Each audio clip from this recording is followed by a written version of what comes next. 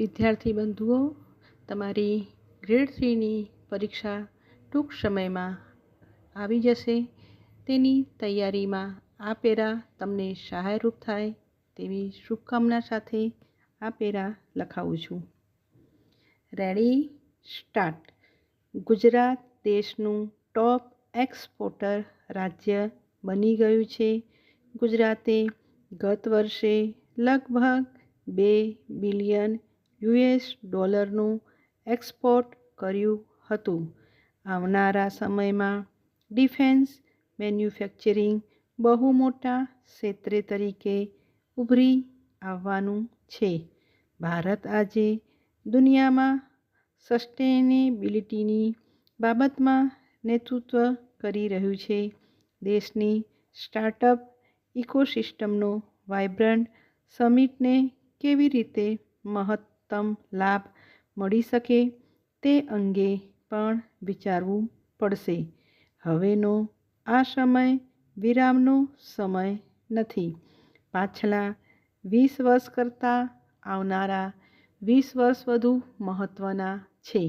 Vibrant સમિટની સફળતાના 40 વર્ષ મનાવીએ ત્યારે વિકસિત આત્મનિર્ભર ભારત તરીકે રાષ્ટ્રને દુનિયા સમક્ષ પ્રસ્તુત કરવાનું છે. ફકરો. મુખ્યમંત્રી શ્રી ભૂપેન્દ્રભાઈ પટેલે વડાપ્રધાન શ્રી નરેન્દ્રભાઈ મોદીને G20 પ્રેસિડેન્સીની ઐતિહાસિક સફળતા માટે સમગ્ર ગુજરાતની જનતા વતી અભિનંદન આપી જણાવ્યું હતું કે વડાપ્રધાનશ્રીના નેતૃત્વમાં નવા ભારત સાથે વિશ્વના દેશો સહભાગિતા માટે તત્પર છે. તેના કારણે આજે ભારતમાં નવી ટેકનોલોજી, નવા ઉદ્યોગો અને નવા રોજગારના અવસરો આવી રહ્યા છે. ગુજરાતમાં નવા ઉદ્યોગો આવે, નવી ટેકનોલોજી આવે, નવા રોજગારના અવસરો આવે તેવા વિઝન સાથે 2 દાયકા પહેલાં વડાપ્રધાનશ્રીએ વાઇબ્રન્ટ સમિટનો વિચાર આપ્યો હતો. ફકરો. મુખ્યમંત્રીશ્રીએ જણાવ્યું હતું કે ગુજરાતને ઉદ્યોગો, મૂડીરોકાણો અને રોજગાર સર્જન ક્ષેત્રે ગ્લોબલ મેપ પર ચમકાવવાનું શ્રી નરેન્દ્રભાઈએ સેવેલું સપનું સાકાર થયું છે.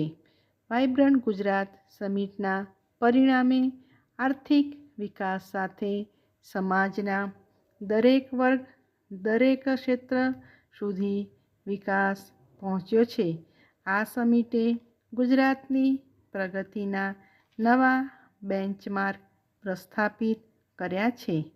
આજે ગુજરાત દેશનું અગ્રણી એક્સપોર્ટર સ્ટેટ છે અને ફોર્ચ્યુન 500 કંપનીઓમાંથી અનેક કંપનીઓ ગુજરાતમાં કારોબાર ધરાવે છે. ફકરો. 2 દાયકા પહેલાં વાઇબ્રન્ટ મહોત્સવના પ્રારંભે વડાપ્રધાનશ્રીએ ગુજરાત અને ગુજરાતીઓની ક્ષમતામાં અતૂટ વિશ્વાસ મૂકીને ગુજરાત કેન એન્ડ ગુજરાતીઝ વિલનો મંત્ર આપ્યો હતો.